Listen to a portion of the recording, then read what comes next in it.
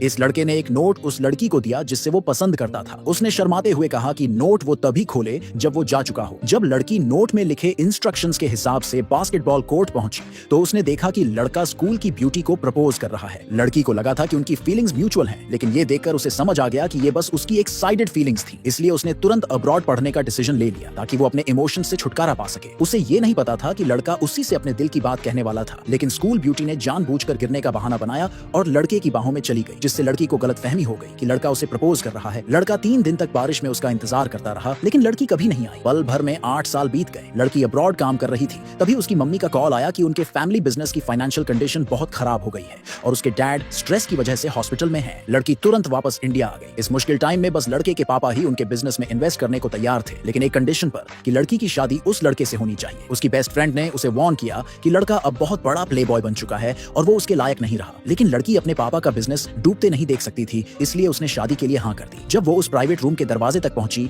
जहां शादी की बात होने वाली थी तो उसने अंदर से लड़के की आवाज सुनी। वो अपने दोस्तों से कंप्लेन कर रहा था कि ये शादी फैमिली ने फोर्सफुली तय की है और वो कुछ नहीं कर सकता। असल में लड़के के दिल में लड़की के लिए अब भी फीलिंग्स थी, लेकिन उसने अब भी उसे छोड़ने का गुस्सा पाला हुआ था। इसलिए उसने जानबूझकर लड़की को हर्ट करने के लिए बोला कि वो मोटी और बदसूरत हो गई है। लेकिन जैसे ही लड़की ने दरवाजा खोला और अंदर आई, लड़के के सारे फ्रेंड्स को लगा कि वो तो बहुत खूबसूरत और क्लासी लग रही है। लड़का अंदर से बहुत एक्साइटेड हो गया, लेकिन वो ऊपर से नॉर्मल दिखाने की कोशिश करता रहा। उसने कूल बनते हुए पूछा, तुम यहाँ क्या कर रही हो? लड़की ने कहा कि वो उनकी शादी की डिटेल्स डिस्कस करने आई है और पूछा कि क्या वो अकेले में बात कर सकते हैं। लड़का थोड़ा इरिटेट होकर बोला, जो कहना है सीधे बोलो, इतना सस्पेंस क्यों बना रही हो? फ्रेंड्स ने समझदारी से माहौल भांप लिया और क्वाइटली रूम से बाहर चले गए। लड़की ने लड़के से कहा कि उसके डैड चाहते हैं ये शादी सिर्फ 3 साल चले, उसके बाद दोनों डिवोर्स ले सकते हैं। लेकिन उसे ये नहीं पता था कि लड़का इस मोमेंट का 8 साल से इंतजार कर रहा था और अगर लड़की सोच रही थी कि शादी के बाद तलाक हो जाएगा तो वो बस सपना देख रही थी। लड़की ने क्लियर कर दिया कि ये सिर्फ एक कॉन्ट्रैक्ट मैरिज होगी और शादी के दौरान वो उसकी पर्सनल लाइफ में इंटरफियर नहीं करेगी। वो चाहे तो दूसरी लड़कियों से मिलता रहे। इतना कहकर लड़की ने उसके सामने